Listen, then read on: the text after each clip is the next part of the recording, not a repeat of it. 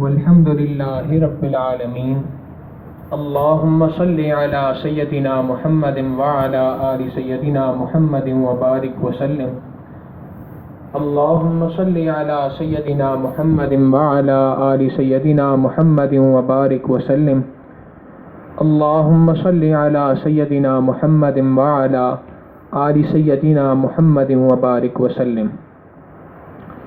اللہ رب العزت کا قرآن کریم کے اندر ارشاد ہے وَهُوَ يَتَوَلَّى الصَّالِحِينَ، اللہ رب العزت نیکوکاروں کا، ایمان والوں کا سرپرست ہے۔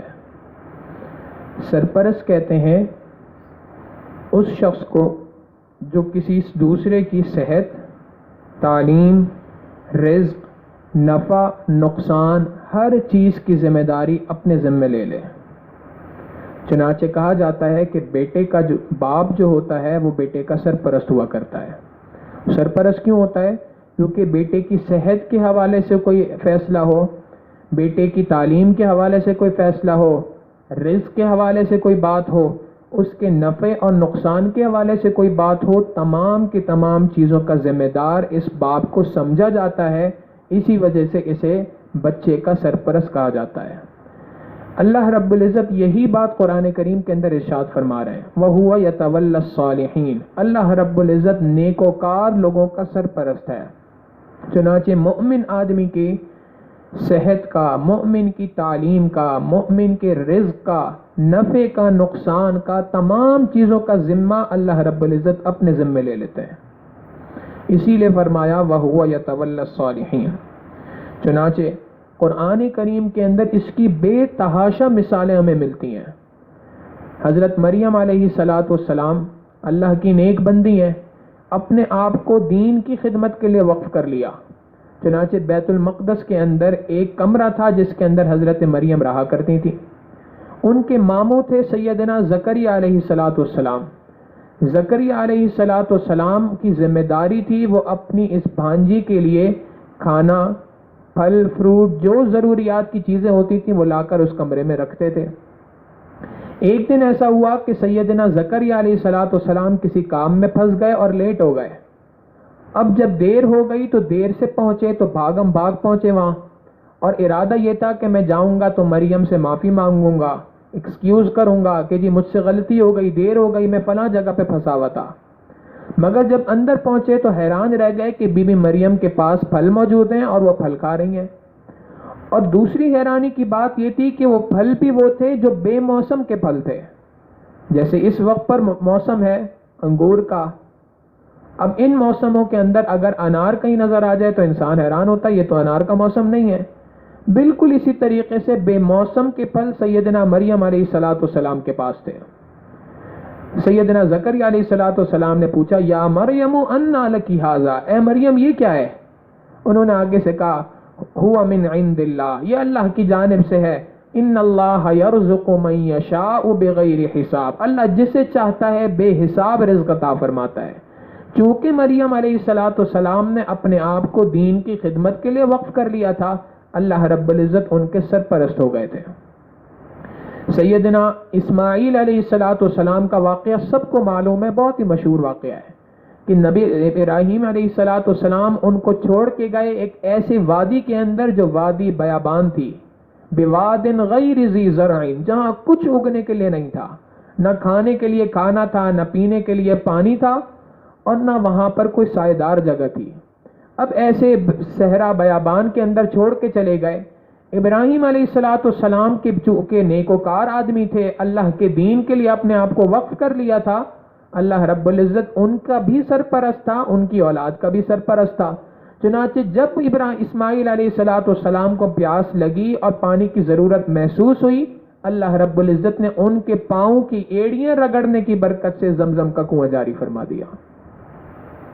قوم سبا کا واقعہ قرآن کریم کے اندر ہے۔ یہ وہ قوم تھی جس کے پاس اللہ تعالیٰ نے خوب نعمتیں عطا کی تھیں۔ لقد کان لسبإ فی مسکنہم آیہ جنتان عن یمین و شمال، اللہ رب العزت نے ان کو وہ نعمت عطا کی تھی، اتنے ان کے پھلوں کے باغات تھے، مفسرین نے لکھا اتنے گھنے اور اتنے لمبے باغ تھے کہ ایک شخص ایک خالی ٹوکری لے کر ان کے ایک باغ میں سے چلنا شروع ہو، تو وہ سیدھا اس باغ میں سے چلتا ہوا نکل دوسری طرف سے گزر جائے، کوئی پھل توڑنے کی نوبت نہ آئے، اس کا جو ٹوکرا تھا، جو پھل پک پک کے نیچے گر رہے تھے انہی سے وہ ٹوکرا بھر جایا کرتا تھا۔ اتنے پھل تھے، وہ ان کی بستی کے دائیں طرف بھی باغات تھے، بائیں طرف بھی باغات تھے۔ اللہ رب العزت فرماتے ہیں کلوا من رزق ربکم واشکروا لہ۔ اللہ رب العزت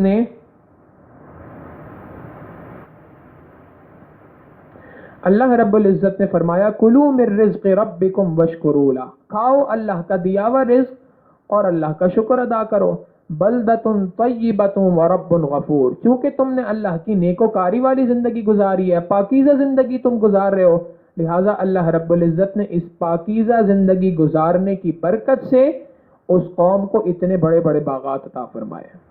مگر جب اس قوم نے نافرمانی کرنا اللہ کی شروع کر دی تو اللہ تعالیٰ فرماتے ہیں فَأَعْرَضُوا عَلَيْهِ فَأَرْسَلْنَا عَلَيْهِمْ سَيْرَ الْعَرِمِ وَبَدَّلْنَاهُمْ بِجَنَّتَيْهِمْ جَنَّتَيْنِ ذَوَاتَيْ أُكُلٍ خَمْطٍ وَأَثْلٍ وَشَيْءٍ مِّن سِدْرٍ قَلِيلٍ۔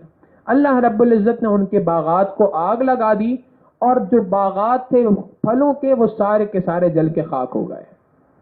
تو اللہ رب العزت کے ساتھ جو کوئی شخص بھی فرما برداری والی زندگی گزارتا ہے، اللہ کے حکموں کی فرما برداری والی زندگی گزارتا ہے، اللہ رب العزت ایسے شخص کی سرپرستی فرماتے ہیں، ایسے شخص کی تمام چیزوں کو، اس کی صحت، اس کا رزق، اس کے نفع نقصان، ہر چیز کا اللہ رب العزت اپنے ذمے لے لیا کرتے ہیں۔ چنانچہ اللہ رب العزت کا وعدہ ہے ایمان والے کے ساتھ کہ مومن آدمی کو اللہ رب العزت ان دنیا کے اندر غلبہ عطا فرمائیں گے۔ مومن کے ساتھ اللہ کا وعدہ ہے کہ ایمان والے کے ساتھ اللہ کی مدد اور نصرت ہمیشہ شامل رہتی ہے۔ یہ ہو نہیں سکتا کہ ایک شخص ایمان والا ہو، نیکوکاری والی زندگی گزار رہا ہو اور اس کے ساتھ اللہ کی مدد نہ ہو، یہ نہیں ہو سکتا۔ ایمان والے کے ساتھ اللہ کی مدد ہمیشہ ہوتی ہے اور مومن آدمی دنیا کے اندر ہمیشہ غلبہ حاصل کرتا ہے، یہ بھی اللہ کا وعدہ ہے۔ چنانچہ اللہ رب العزت نے جب یہ دین متین کو نازل فرمایا، قرآن کریم نازل فرمایا، تو جو آخری آیات نازل فرمائیں ان کے اندر اسی بات کو نازل کیا، الیوم یئس الذین کفروا من دینکم، آج وہ دن ہے کہ کافر تم سے مایوس ہو چکے ہیں، فلا تخشوہم واخشون، تمہیں اب ان سے ڈرنے کی ضرورت نہیں ہے، اب تم صرف مجھ سے ڈرو۔ تو اللہ رب العزت کی جانب سے مومن کے ساتھ یہ وعدہ ہے کہ تمہاری ساری کی ساری ذمہ داریاں ہر چیز کی یہ میرے اوپر ہے، یہ میرے ذمہ ہے۔ اللہ رب العزت فرماتے ہیں واللہ اعلم باعدائکم، اللہ رب العزت تمہارے دشمنوں کو خوب جانتا ہے، وکفی باللہ ولیا وکفی باللہ نصیرا، اللہ رب العزت کافی ہے دوست ہونے کے اعتبار سے، اللہ رب العزت ایمان والوں کا دوست ہے، اللہ رب العزت ایمان والوں کا مددگار ہے، ایمان والے کے ساتھ اللہ کی مدد ہر وقت ہوتی ہے۔ چنانچہ صحابہ رضی اللہ تعالیٰ عنہم اجمعین کی زندگیوں کے اندر اس کی مثالیں بے تحاشا ملتی ہیں۔ قریش مکہ جس وقت پہ نبی صلی اللہ علیہ وسلم نے نبوت کا اعلان کیا، اس وقت کا حال یہ تھا کہ اللہ کے محبوب صلی اللہ علیہ وسلم کے ساتھ جو صحابہ تھے اور جو قریش مکہ نبی علیہ الصلوۃ والسلام پر ایمان لائے تھے، وہ سارے کے سارے اس وقت پر دب کر رہا کرتے تھے، مشرکین ان کے ساتھ طرح طرح کے ظلم کیا کرتے تھے۔ بعد میں اللہ رب العزت نے انہیں فتح عطا فرما دی۔ قرآن کریم میں اس کا ذکر اللہ تعالیٰ نے بڑے عجیب الفاظ میں کیا، وَاذْكُرُوا، یاد کرو اس وقت کو، اذ کنتم قلیل، جب تم تعداد میں تھوڑے تھے، مستضعفون، تم تعداد میں تھوڑے بھی تھے اور کمزور بھی تھے، تخافون، تم اس بات سے ڈرا کرتے تھے، ان یتخطفکم الناس، کہ لوگ تمہیں کہیں کسی جگہ سے اچک نہ لے، فآواکم، اللہ نے تمہیں ٹھکانہ دیا، یعنی مکہ مکرمہ سے نکال کر مدینہ منورہ میں بہترین ٹھکانہ عطا کیا، فآواکم، اللہ نے تمہیں ٹھکانہ دیا، وأیدکم بنصرہ، اور اپنی مدد کے ذریعے سے تمہاری تائید کی، ورزقکم من الطیبات، اور تمہیں کھانے کو پاکیزہ رزق عطا کیا، لعلکم تشکرون، تاکہ تم اللہ کا شکر ادا کرو۔ جنگ بدر کا واقعہ دیکھ لیں، جنگ بدر کے اندر ایمان والوں کی تعداد کتنی تھی؟ 313۔ اس کے مقابلے میں کفار کی تعداد کتنی تھی؟ 1000 افراد کا لشکر تھا. یعنی مؤمن آدمی جتنے تھے، ایمان والے جو تھے، ان کے مقابلے میں کافروں کی تعداد 3 گنا تھی. اب 3 گنا بڑی فوج آ رہی ہو لڑنے کے لیے، اور وہ اسلحے سے لیس ہوں. ہر قسم کا جدید اسلحہ اس زمانے کو جو تھا وہ ان کے پاس موجود تھا. ایمان والوں کے پاس چند ٹوٹی تلواریں تھیں، چند صحیح تلواریں تھیں، چند ٹوٹی تلواریں تھیں، چند گنتی کے چند گھوڑے تھے جن کے اوپر بیٹھ کر وہ لڑ سکتے تھے، باقی سارے پیدل تھے. اس حال کے اندر ایمان والوں نے کفار کے ساتھ جنگ کی. اللہ رب العزت فرماتے ہیں وَلَقَدْ نَصَرَكُمُ اللَّهُ بِبَدْرٍ وَأَنْتُمْ أَذِلَّةٌ. یاد کرو اس وقت کو جب اللہ نے تمہاری بدر کے اندر مدد فرمائی اور تم بہت زیادہ کمزور تھے. مدد کیسے فرمائی؟ بلا ان تصبروا وتتقوا ويأتوكم من فورهم هذا يمددكم ربكم بخمسة آلاف من الملائکہ. اللہ نے 5000 فرشتوں کے ذریعے سے ایمان والوں کی مدد فرمائی. تو ایمان والے کے ساتھ اللہ کی مدد کا وعدہ ہے اور اللہ کی مدد پوری ہو کے رہتی ہے. اس سے اگلا واقعہ دیکھیں. ایک اور واقعہ قرآن کریم کے اندر ملتا ہے، غزوہ احزاب کا واقعہ. اس واقعے کو پڑھے انسان تو واقعی حیران ہو جاتا ہے کہ اس کے اندر اللہ تعالیٰ نے ایمان والوں کی مدد بھی کیسے فرمائی. یعنی اس جنگ بدر کا واقعہ چونکہ عام لوگوں کے کی زبان کے اوپر مشہور ہے، اس لیے لگتا ہے سب سے سخت حالات جنگ بدر کے اندر تھے. لیکن حقیقت یہ ہے کہ نبی علیہ الصلوۃ والسلام نے جتنے غزوات فرمائے، سب سے زیادہ سخت حالات ایمان والوں کے اوپر اس غزوہ احزاب کے اندر آئے. اور اللہ کی ایک عجیب شان ہے، اس غزوہ احزاب کو انسان پڑھے اور موجودہ دور کے حالات کو دیکھے. اللہ رب العزت نے کس طریقے سے تمام کی تمام کفریہ طاقتوں کو سر پر پاؤں رکھ کر ہمارے پڑوس سے بھاگنے کی توفیق عطا فرمائی. ان حالات کو دیکھیں، غزوہ احزاب کے حالات کو دیکھیں.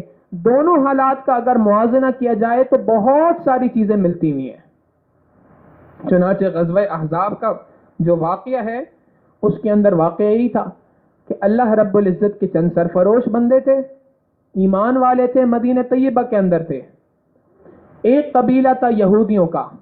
انہوں نے اس بات کا ارادہ کیا کہ ہم نے جا کر ایمان والوں کے خلاف جنگ کرنی ہے، مگر اکیلے نہیں کرنی. چنانچہ وہ یہاں سے مکہ مکرمہ گئے. مکہ مکرمہ سے انہوں نے قریش مکہ کو اپنے ساتھ ملایا. ان کو ساتھ ملانے کے بعد راستے میں جتنی قومیں آتی تھی تمام لوگوں کو اپنے ساتھ ملاتے گئے. ایک قوم تھی ان کے درمیان قبیلہ بنو غطفان. یہ سخت جنگجو قسم کے لوگ کہلاتے تھے، لڑائی کے اندر بہت زیادہ ماہر تھے. ان کو بھی اپنے ساتھ ملا لیا. اب یہ کل تعداد، یہ کل لشکر جو ایمان والوں کے اوپر چڑھائی کے لیے آ رہا ہے، ان کی تعداد 10,000 افراد تھی.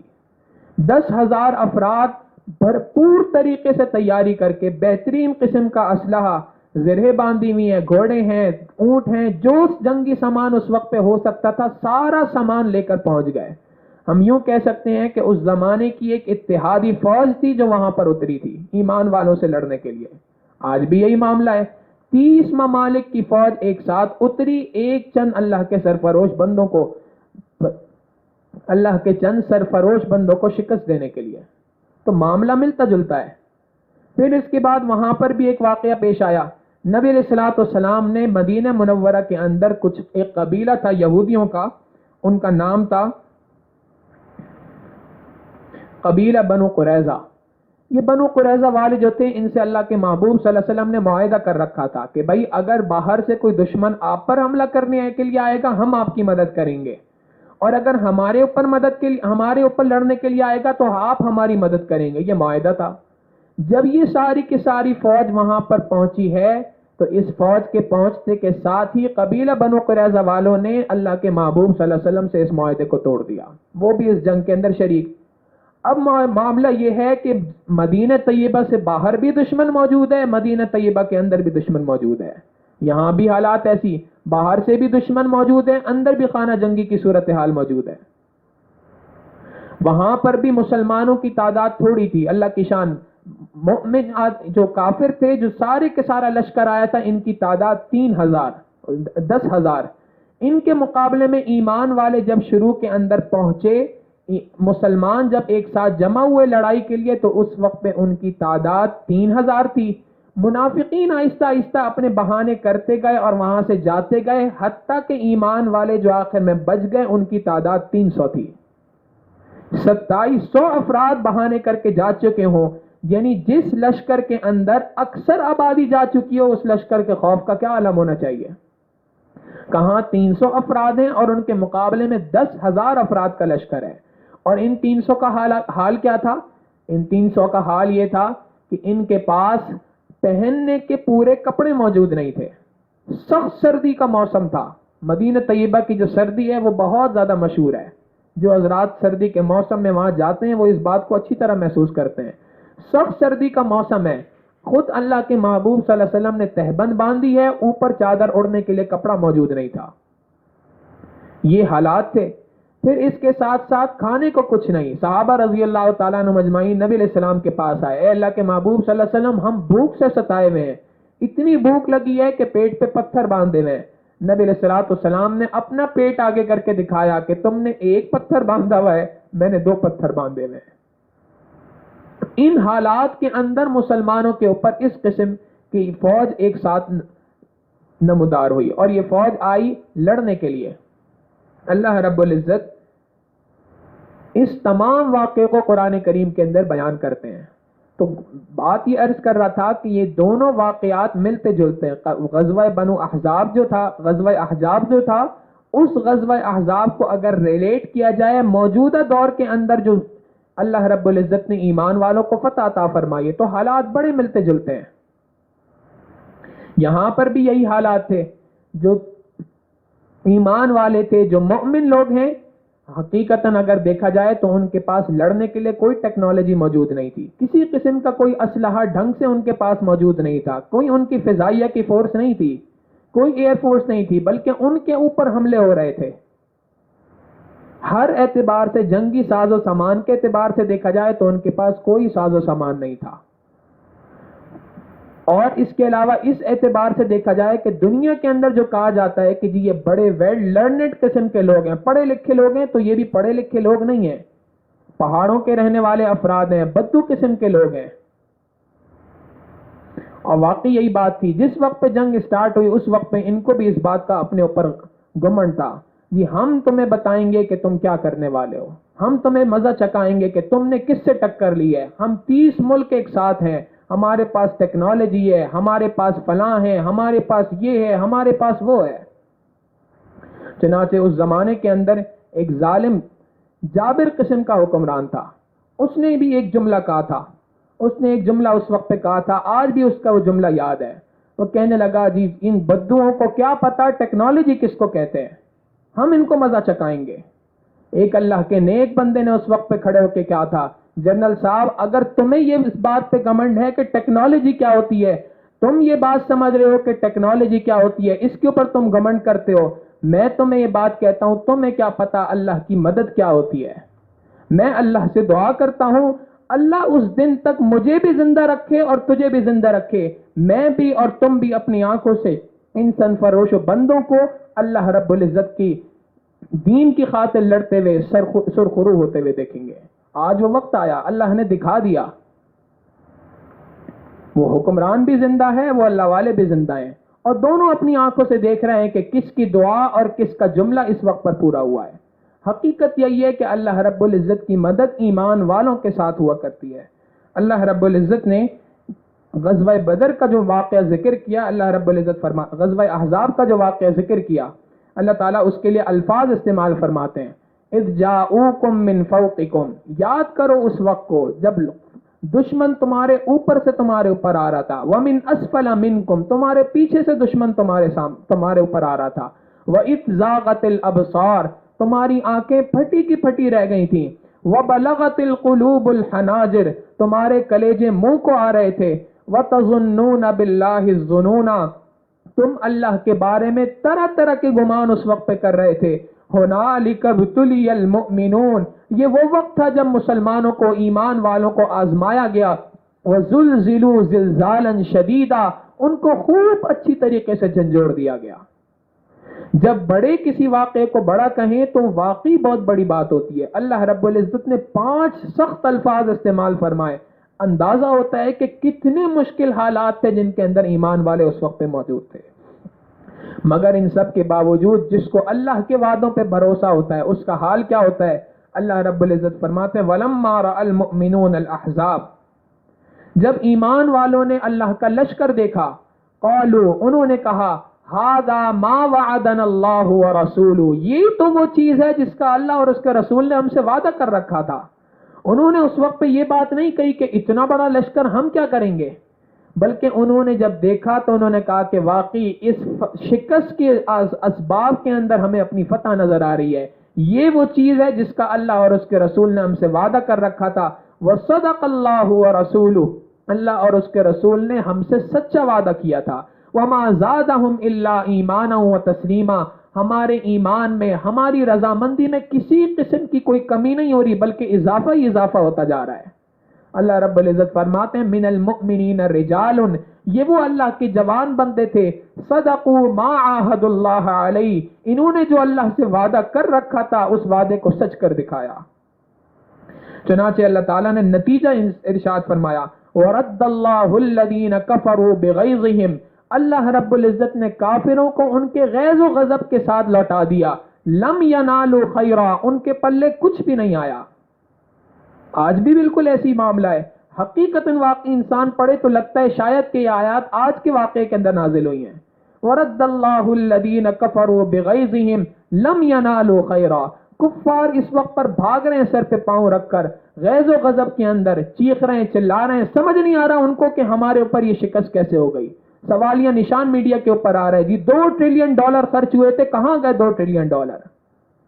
تمہیں کیا پتا یہ $2 ٹریلین ایک طرف ہے، اللہ رب العزت کی مدد ایک طرف ہے.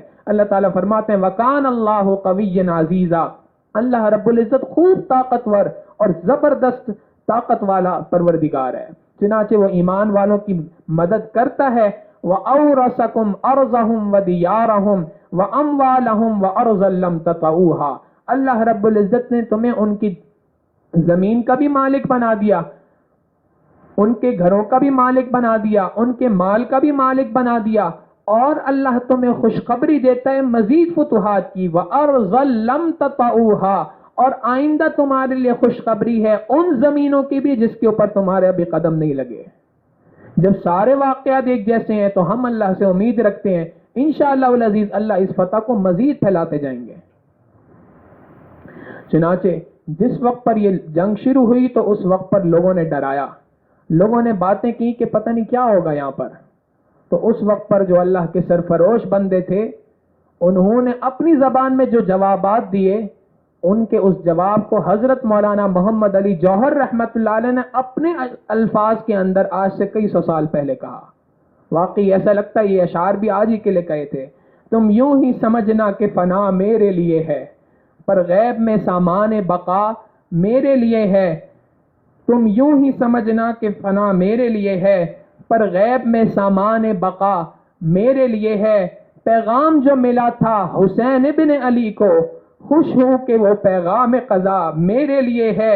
یوں ابر سیاہ پہ تو فدا ہیں سبھی مہکش، مگر آج کی گنگور گھٹا میرے لیے ہے. اللہ کے رستے کی جو موت آئے مسیحا، اکثیر یہی ایک دوا میرے لیے ہے. توحید تو یہ ہے کہ خدا حشر میں کہہ دے یہ بندہ دو عالم سے خفا میرے لیے ہے. دنیا کی تمام ملکوں کے ساتھ اے اللہ ہم نے خفگی کو اختیار کیا، ناراضگی کو اختیار کیا، اے اللہ فقط آپ کی ذات کے لیے کیا تھا. چنانچہ جب اللہ کے لیے ناراضگی کو مول لیا تھا تمام لوگوں کی، اللہ نے آج وہ دن دکھایا ہے کہ ہر بندہ ان سے دوستی کے لیے تیار ہے. حضرت علی رضی اللہ تعالیٰ عنہ کی حدیث مبارکہ ہے، مرفوع حدیث ہے، مستدرک حاکم کی روایت ہے. حضرت علی رضی اللہ تعالیٰ عنہ فرماتے ہیں اطیب ریح فی الارض الہند، سب سے بہترین خوشبو سرزمین ہند کی خوشبو ہے. علامہ اقبال نے اسی کو شعر کے اندر کہا میر عرب کو آئی ٹھنڈی ہوا جہاں سے، میر عرب کو آئی ٹھنڈی ہوا جہاں سے، میرا وطن وہی ہے، میرا وطن وہی ہے. حقیقت یہی ہے کہ جس کو سرزمین ہند کہا جاتا ہے یہ 4-5 ملکوں کا خطہ ہے، اسی کو کہا جاتا ہے سرزمین ہند. اس کے اندر ہمارا بھارت آتا ہے، انڈیا کا ملک ہے، پاکستان کی سرزمین ہے، افغانستان کی سرزمین ہے، ایران کی سرزمین ہے. یہ جو پورا علاقہ ہے یہ مشرق بنتا ہے سعودی عرب کا. نبی علیہ الصلوۃ والسلام کی احادیث کو دیکھیں تو اس کے اندر مشرق کا بھی لفظ آتا ہے، ہند کا بھی لفظ آتا ہے، وادی ہند بھی اسی کو کہا جاتا ہے. اور اللہ رب العزت نے اس کو بڑا زرخیز بنایا. آپ دیکھیں علماء دیوبند کی جو تحریک تھی اللہ رب العزت نے یہیں سے اٹھائی. تحریک ریشمی رومال اللہ تعالیٰ نے یہیں سے اٹھائی. شاملی کے میدان کی جو واقعات تھے اللہ نے یہیں سے اس تحریک کو اٹھایا. حضرت امام ربانی مجدد الفسانی رحمت اللہ علیہ کی تحریک کو اللہ تعالیٰ نے یہیں سے پیدا فرمایا. اور آج بھی اللہ رب العزت اسی خطے کو استعمال فرما رہے ہیں دین اسلام کی سربلندی کے لیے. چنانچہ نبی علیہ الصلوۃ والسلام نے جو بات ارشاد فرمائی، اللہ کے محبوب صلی اللہ علیہ وسلم فرماتے ہیں مجھے ہند کی زمین سے خوشبو آتی ہے. یہ جو ہند کی زمین ہے اس کے اندر یہی سارے ملک ہیں. اللہ کے محبوب صلی اللہ علیہ وسلم کو یہاں سے خوشبو پہنچا کرتی تھی. حدیث مبارکہ ہے نبی علیہ الصلوۃ والسلام نے ارشاد فرمایا یخرج ناس من المشرق فیوطئون للمہدی، مشرق کی جانب سے کچھ لوگ نکلیں گے اور وہ امام مہدی کی راہ کو ہموار کریں گے. ابھی ذکر کیا کہ مشرق جو بنتا ہے سعودیہ کا وہ یہی تمام خطہ بنتا ہے. پھر ایک اور حدیث مبارکہ میں نبی علیہ الصلوۃ والسلام نے ارشاد فرمایا تخرج من خراسان ریاۃ سود، خراسان کے علاقے سے کالے جھنڈے والے کچھ لوگ نمودار ہوں گے. خراسان کے علاقے سے کالے جھنڈے والے لوگ نمودار ہوں گے. بعض احادیث کے اندر کالا جھنڈا ہے، بعض کے اندر سفید جھنڈا ہے، اور بعض کے اندر ذکر ہے پرچم نبوی کا. نبی علیہ الصلوۃ والسلام کا جو پرچم تھا وہ کالے رنگ کا تھا، اس پر سفید دھاریاں تھیں. محدثین نے لکھا کہ معنی یہی ہے کہ اس پرچم کے اندر کالا رنگ بھی ہوگا، سفید بھی ہوگا. دور سے دیکھیں گے تو لگے گا کالا ہے، قریب جا کے دیکھیں گے تو سفید نظر آئے گا. نبی علیہ الصلوۃ والسلام فرماتے ہیں کچھ لوگ خراسان کے علاقے سے نکلیں گے. خراسان یا افغانستان کی جو پٹی ہے اسی کو کہا جاتا ہے. خراسان کے علاقے سے کچھ لوگ نکلیں گے، ریاۃ سود، کالے جھنڈے والے، لا یردھا شیء، ان کو دنیا کی کوئی طاقت نہیں روک سکے گی. حتی تنصب بالایلاء، یہاں تک کہ وہ بیت المقدس میں جا کے اپنے جھنڈوں کو گاڑیں گے. اللہ رب العزت کے محبوب صلی اللہ علیہ وسلم نے فرمایا اذا رأیتم الریاۃ السود، جب تم کالے جھنڈوں کو دیکھو، قد جاءت من قبل خراسان، جو خراسان کے علاقے سے نکل رہے ہوں، فأتوها، ان کے ساتھ شامل ہو جاؤ، فإن فیہا خلیفۃ اللہ المہدی، کیونکہ امام مہدی اسی لشکر کے اندر ہوں گے. امام مہدی کا یہ لشکر ہے جو آگے جا کر اللہ رب العزت کے حکم سے امام مہدی کے لیے راہ کو ہموار کرے گا. چنانچہ امام زہری رحمۃ اللہ علیہ ایک حدیث مبارکہ لے کے آئے ہیں. نعیم ابن حماد کی کتاب ہے کتاب الفتن، آثار قیامت کے اوپر، اس کے اندر انہوں نے اس حدیث مبارکہ کو ذکر کیا. نبی علیہ الصلوۃ والسلام نے فرمایا کہ جو مشرق سے خراسان کے علاقے سے لوگ اٹھیں گے ان کی چند نشانیاں گنوائیں. ان نشانیوں کو ہم ذرا دیکھنا شروع کریں. نبی علیہ الصلوۃ والسلام نے فرمایا یہ وہ لوگ ہوں گے جن کے لباس ڈھیلے ڈھالے ہوں گے. پھر فرمایا یہ بالوں والے ہوں گے، ان کے لمبے بال ہوں گے. تیسری بات فرمائی ان کے نسب دیہاتی ہوں گے. چوتھی بات فرمائی وہ اپنے ناموں کے بجائے کنیت سے پکارے جائیں گے. ان کے جو سر نیم ہوں گے، جو کنیت ہوگی، ان سے وہ پکارے جائیں گے. تو یہ ساری کی ساری اللہ کے محبوب صلی اللہ علیہ وسلم نے نشانیاں بتائیں. اور اس کے بعد فرمایا کہ قیامت سے پہلے بیت المقدس 3 بار فتح ہوگا. پہلی مرتبہ عربوں نے کیا سیدنا عمر رضی اللہ تعالیٰ عنہ کے دور میں، دوسری مرتبہ صلاح الدین ایوبی نے کیا، اور تیسری مرتبہ اللہ رب العزت جن افراد سے کریں گے ان کے لیے راہ ہموار ہو رہی ہے. تو حقیقت یہی ہے کہ اس خطے کو اللہ رب العزت نے بڑا زرخیز بنایا ہے. چنانچہ یہی وہ افراد ہیں جو آگے نکلیں گے، اور آگے نکلنے کے بعد یہ امام مہدی کی راہ کو ہموار کریں گے. اس کے بعد امام مہدی تشریف لائیں گے، حضرت عیسیٰ علیہ الصلوۃ والسلام کا نزول ہوگا، وہ آئیں گے، دجال کو ختم کریں گے، یہود و نصارہ کو قتل کریں گے، صلیب کو توڑ دیں گے، اور بیت المقدس کے تخت پر بیٹھ کر پوری دنیا کے فیصلے کریں گے. معزز سامعین، اب یہ منظر سج رہا ہے. اس منظر کی اب تیاری بالکل شروع ہو چکی ہے. اور حقیقت یہ ہے کہ جو نبی علیہ الصلوۃ والسلام کی حدیث مبارکہ تھی کہ جب یہ وقت شروع ہوگا یہ اتنا سخت وقت ہوگا کہ اس وقت میں ایمان کا بچانا بہت مشکل ہو جائے گا. فرمایا کہ اس وقت میں ایک مومن صبح کو اٹھے گا ایمان والا ہوگا، شام کو اپنے بستر پہ جائے گا، یہی آدمی کافر ہوگا۔ ایمان کا بچانا اس وقت میں مشکل ہو جائے گا۔ کیوں مشکل ہو جائے گا؟ اللہ تعالیٰ کی ایک سنت ہے، اللہ رب العزت کی یہ سنت مبارکہ ہے، جب کبھی اللہ رب العزت نے کسی معرکے کو فیصلہ کن مراحل میں داخل کرنا ہوتا ہے، اللہ تعالیٰ کانٹ چھانٹ فرماتے ہیں، چھانٹی فرماتے ہیں۔ اب اس دور کے اندر منافقت والی زندگی نہیں چل سکتی، دو رنگی والی زندگی نہیں چل سکتی، اس وقت پر ایک رنگ اختیار کرنا پڑے گا۔ دو رنگی چھوڑ یک رنگ ہو جا، سراسر موم ہو جا ورنہ پتھر ہو جا۔ ہم کو اس وقت پر ان حالات کے اندر اپنی اس دو رنگی کو چھوڑنا ہوگا۔ ہمارے لیے سب سے زیادہ اس وقت پر فکر کی بات یہی ہے کہ یہ اللہ رب العزت کی طرف سے کاٹ چھانٹ کا مرحلہ ہے۔ اللہ رب العزت چھانٹی فرما رہے ہیں، ایمان والوں کو ایک طرف کر رہے ہیں۔ قرآن کریم میں خود اللہ تعالیٰ فرماتے ہیں ہم آزمائیں گے ایمان والوں کو خوب اچھے طریقے سے، فَلَيَعْلَمَنَّ اللَّهُ الَّذِينَ صَدَقُوا وَلَيَعْلَمَنَّ الْكَاذِبِينَ، تاکہ اللہ رب العزت سچوں کو اور جھوٹوں کو الگ الگ کر دے۔ اللہ تعالیٰ کھانٹ چھانٹ فرما کر سچوں کو ایمان والوں کی صف میں شامل فرمائیں گے، اور اللہ نہ کرے جو جھوٹے ہوں گے ان کو کفار کی صف میں شامل فرما دیں گے۔ منافق آدمی اس دور کے اندر کوئی نہیں ہوگا۔ یہ دور اب شروع ہو چکا ہے، لہٰذا اس دور کے اندر ضرورت اس بات کی ہے کہ ہم اس دو رنگی کی زندگی کو چھوڑیں، اس دو رنگی کی زندگی کو چھوڑ کر اللہ کے رنگ کو اپنے اوپر اپنا لیں۔ اللہ رب العزت فرماتے ہیں صبغۃ اللہ، اللہ کا رنگ ہے، ومن احسن من اللہ صبغہ، اللہ کے رنگ سے بہتر رنگ کون سا ہو سکتا ہے؟ ہمیں اپنے اوپر اللہ کے اس رنگ کو چڑھانے کی ضرورت ہے، اور یہ رنگ چڑھتا ہے اللہ رب العزت کو کثرت سے یاد کرنے کی برکت سے، اور نیک اللہ والوں کی صحبت میں بیٹھنے کی برکت سے، ان کے دامن کو پکڑنے کی ضرورت ہے۔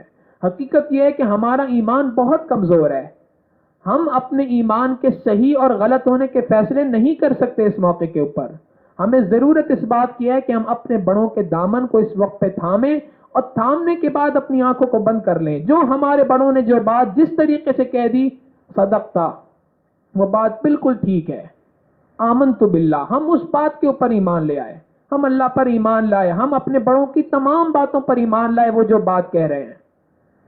یہ وقت ہے کہ اللہ والوں کی صحبت کو اختیار کرنا، کثرت سے اللہ کا ذکر کرنا، دین کی جو مختلف محنتیں ہیں ان محنتوں میں اپنے آپ کو جوڑنا، یہی وہ طریقہ ہے جس کی برکت سے اللہ تعالیٰ ان دجالی فتنوں سے ہماری حفاظت فرما سکتے ہیں۔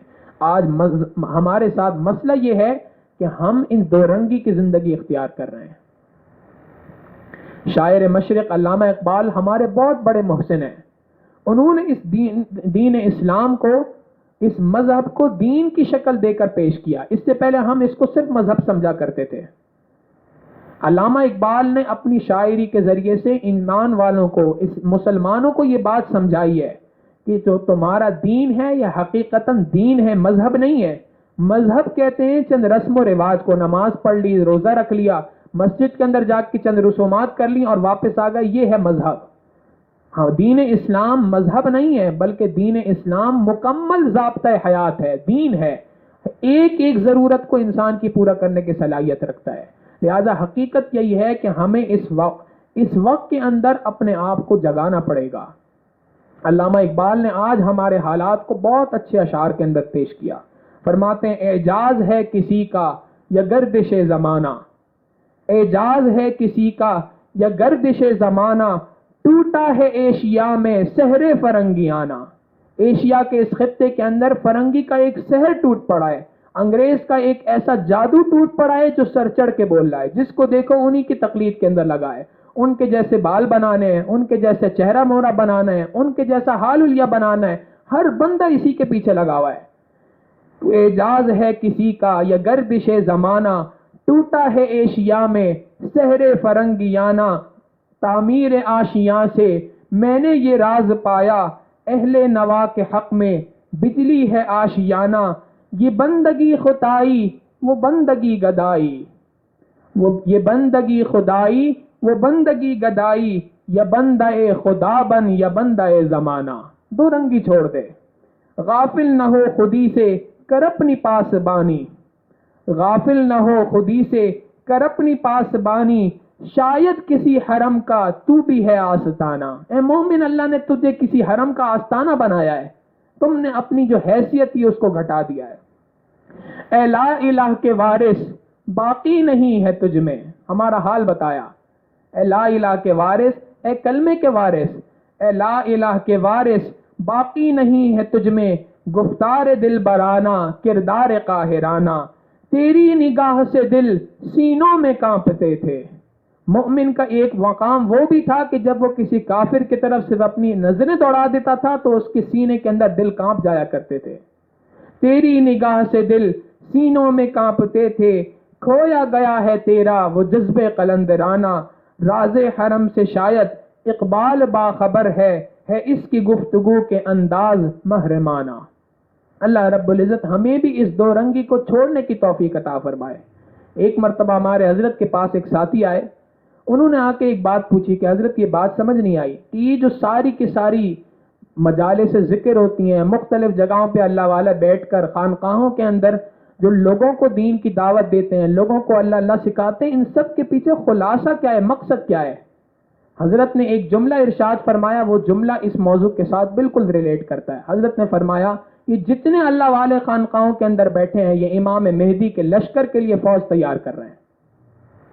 حقیقت یہی ہے کہ اللہ والے جو انسان کو ذکر سکھاتے ہیں، اس ذکر کی برکت سے ایمان والے کے اندر وہ قوت عطا ہوتی ہے کہ جس قوت کے ساتھ ہی دجال سے لڑا جا سکتا ہے۔ آپ دیکھیں نبی علیہ الصلوۃ والسلام نے ارشاد فرمایا دجال جب آئے گا تو اس وقت پہ ایمان والوں کے لیے کھانے پینے کی جتنی چیزیں ہوں گی وہ ساری کی ساری ختم ہو جائیں گی، جس کو وہ چاہے گا اس کو رزق دے گا۔ مؤمن آدمی سے، ایمان والے سے رزق چھین لیا جائے گا، اس کے لیے کھانے کے لیے کچھ نہیں ہوگا، قحط طاری ہوگا۔ صحابہ رضی اللہ تعالیٰ عنہ مجمعین نے ذکر کیا، اللہ کے محبوب صلی اللہ علیہ وسلم پھر مؤمن کھائے گا کیا؟ نبی علیہ السلام نے فرمایا اللہ کا ذکر کثرت کے ساتھ کرے گا، اللہ کے ذکر سے اللہ تعالیٰ اس کی بھوک کو مٹا دیا کریں گے۔ حقیقت یہی ہے کہ یہ وہ محنت ہے جس کے ذریعے سے ایمان بچانے کی محنت ہو سکتی ہے۔ ایمان کو بچانے کی صورت اگر کوئی ہو سکتی ہے تو وہ یہی ہے کہ ان اللہ والوں کی خدمت کے اندر آ جایا جائے، ان اللہ والوں کے ساتھ اپنا تعلق قائم کیا جائے اور اپنے اندر کی جو خودی ہے اس خودی کو جگایا جائے۔ علامہ اقبال نے مومن کے مقام کے بارے میں اشعار کیے، عقل ہے تیری سپر، عشق ہے شمشیر تیری۔ سپر کہتے ہیں ڈھال کو، فرماتے ہیں کہ جو تمہاری عقل ہے یہ تمہارے لیے ڈھال ہے اور جو عشق الہی ہے وہ تمہارے لیے تلوار ہے۔ تم اپنی عقل کے ذریعے سے اپنے آپ کو گناہوں سے روکو اور اللہ رب العزت کے عشق کے ذریعے سے آگے بڑھتے جاؤ۔ عقل ہے تیری سپر، عشق ہے شمشیر تیری، میرے درویش خلافت ہے جہانگیر تیری۔ تمہاری حیثیت تو یہ ہے کہ پوری دنیا کی خلافت تمہاری ہے۔ عقل ہے تیری سپر، عشق ہے شمشیر تیری، میرے درویش خلافت ہے جہانگیر تیری، ماں سوی اللہ کے لیے آگ ہے تکبیر تیری۔ تو جو اللہ اکبر کا نعرہ لگاتا ہے، یہ اللہ اکبر کا تمہارا نعرہ لگانا یہ ماں سوی اللہ کے سوا جتنی چیزیں ہیں ان کو آگ لگا دیتا ہے۔ ماں سوی اللہ کے لیے آگ ہے تکبیر تیری، تو مسلمان ہے تو تقدیر ہے تدبیر تیری۔ اے مومن اگر تو حقیقی معنوں کے اندر مسلمان ہو جائے تو جو تم تدبیر کرو گے اللہ رب العزت تمہاری تدبیر کو تمہاری تقدیر بنا دیں گے۔ اور آخری شعر تو اتنا خوبصورت کہا کہ جس کا حق ادا نہیں کیا جا سکتا پڑھنے کا۔ فرمایا کی محمد سے وفا تو نے تو ہم تیرے ہیں، کی محمد سے وفا تو نے تو ہم تیرے ہیں، یہ جہاں چیز ہے کیا لوح و قلم تیرے ہیں۔ اللہ رب العزت ہمیں بھی صحیح معنوں میں مؤمن بننے کی توفیق عطا فرمائے، ہمارے ایمان کی حفاظت فرمائے اور اللہ رب العزت ہمیں ایمان کی حفاظت کے ساتھ ان دجالی فتنوں کی حفاظت کے ساتھ اس دنیا کے اندر زندگی گزارنے کی توفیق عطا فرمائے۔ وآخر دعوانا ان الحمدللہ رب العالمین۔ تھوڑی دیر کے لیے مراقبہ کر لیں، آنکھوں کو بند کر لیں، سر کو جھکا لیں، دنیا اور جو کچھ دنیا میں ہے اس سے ہٹ کے اللہ رب العزت کی یاد میں ڈوب جائے۔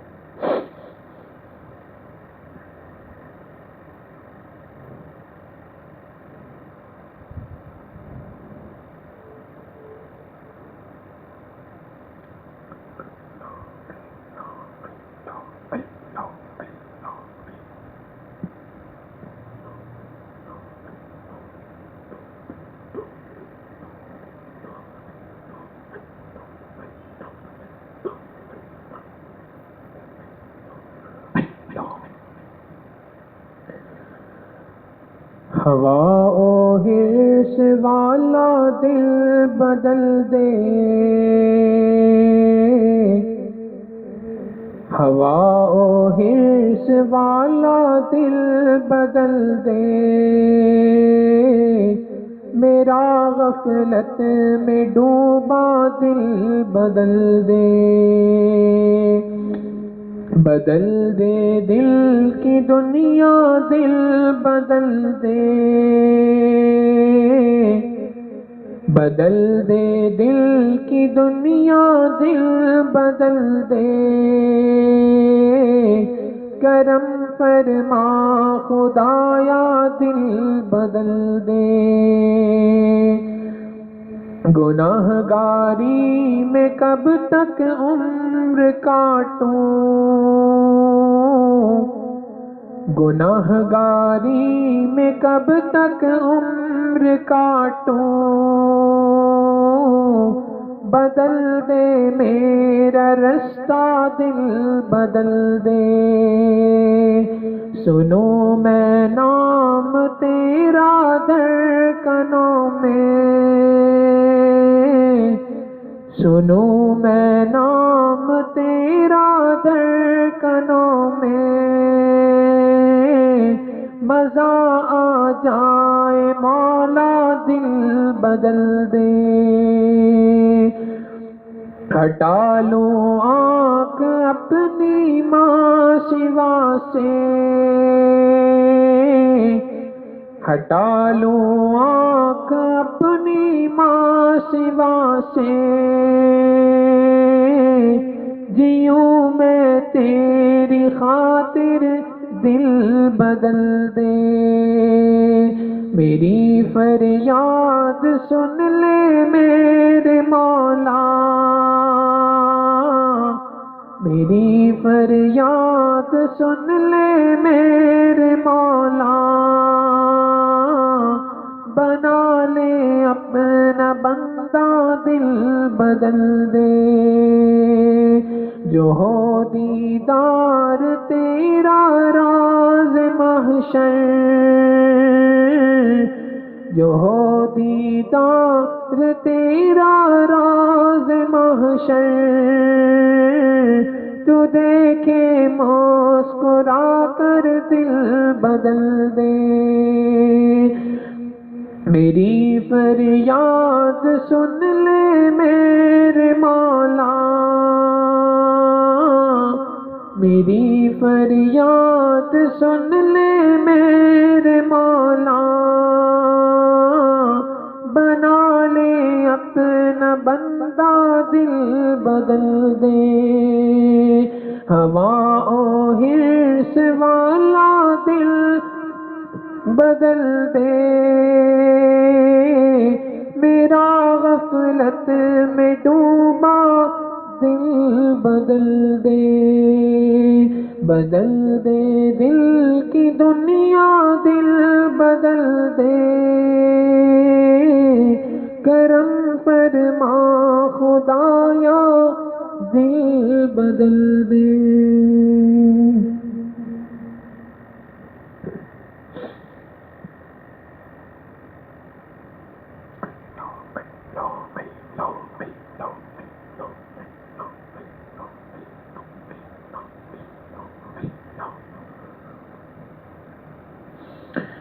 لا الہ الا اللہ محمد الرسول اللہ۔ دعا کر لیجئے۔ سبحان رب جلال الوہاب، اللہم صلی علی سیدنا محمد وعلی آل سیدنا محمد وبارک وسلم۔ ربنا ظلمنا انفسنا وان لم تغفر لنا وترحمنا لنکونن من الخاسرین۔ اے کریم آقا، ہم آپ کے گناہگار سیاکار بندے ہیں، اللہ ہمارے گناہوں کو معاف فرما، ہماری خطاؤں سے درگزر فرما، ہمارے عیبوں کی پردہ پوشی فرما۔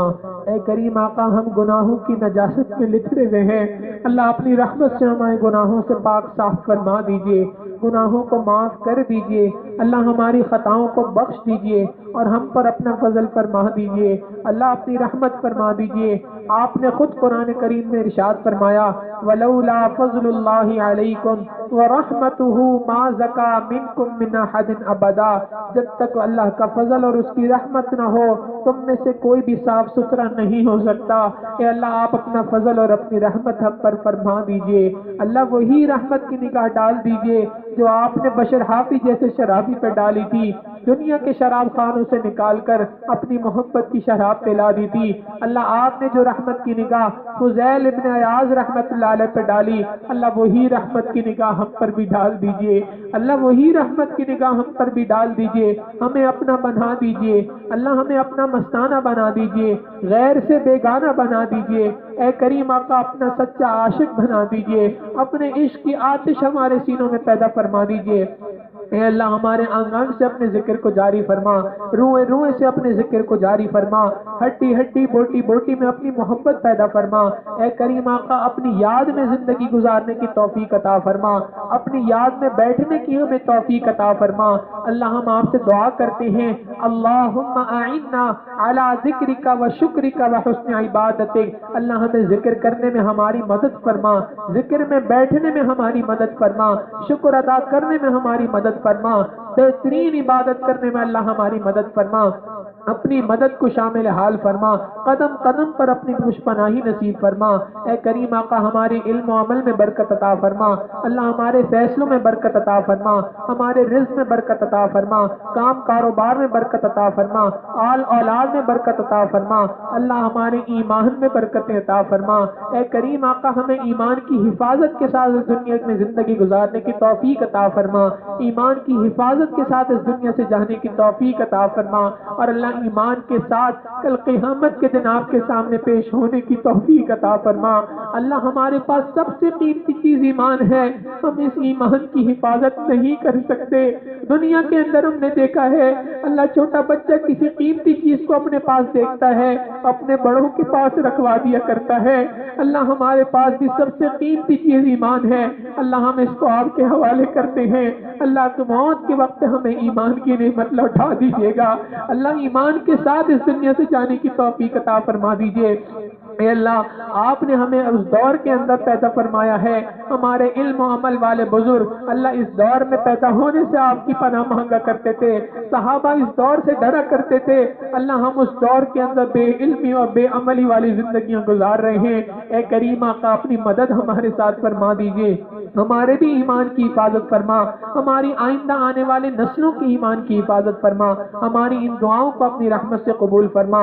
اے اللہ جس طرح آپ نے ہمارے پڑوس میں شریعت کے نظام کے نفاذ کے لیے اللہ ہمارے بھائیوں کو فتح عطا فرمائیے، اللہ وہاں 100% شریعت کے نفاذ کو نافذ فرما دیجئے، اسلام کے نظام کو نافذ فرما دیجئے، اور اے کریم آقا اس پیارے ملک پاکستان کے اندر بھی اللہ اسلام کے نظام کو نافذ فرما دیجئے، اسلامی نظام کو اپنی آنکھوں سے دیکھنے کی توفیق عطا فرما دیجئے۔ اللہ اس ملک کے اندر ہم نے اپنی آنکھوں سے آپ کے حکموں کو ٹوٹتے ہوئے دیکھا ہے، اللہ اب اس ملک کے اندر آپ کے حکموں کو نافذ ہوتے ہوئے دیکھنے کی ہمیں توفیق عطا فرما دیجئے۔ اللہ پوری دنیا کے اندر کفر کا اندھیرا بہت زیادہ ہو چکا ہے، ایمان کی صبح کو روشن فرما دیجئے، ہم پر اپنا فضل فرما دیجئے، ہماری دعاؤں کو اپنی رحمت سے قبول فرما۔ اے اللہ جو لوگ بھی دین کی اور شریعت کے نفاذ کی کوششیں کر رہے ہیں، جہاں کہیں کر رہے ہیں، اللہ ان کی کوششوں میں ان کو کامیاب و کامران فرما، ان کو حاسدین کے حسد سے محفوظ فرما، برا چاہنے والوں کی برائی سے ان کی حفاظت فرما، مفتنین کے فتنوں سے ان کی حفاظت فرما، مفسدین کے فساد سے ان کی حفاظت فرما، ہماری ان دعاؤں کو اپنی رحمت سے قبول فرما۔ پروردگار عالم ہمارے اٹکے ہوئے کاموں کو اپنی رحمت سے پورا فرما، ہماری ان دعاؤں کو اپنی رحمت سے قبول فرما۔ اللہ ہم میں جو بیمار ہیں شفا عطا فرما۔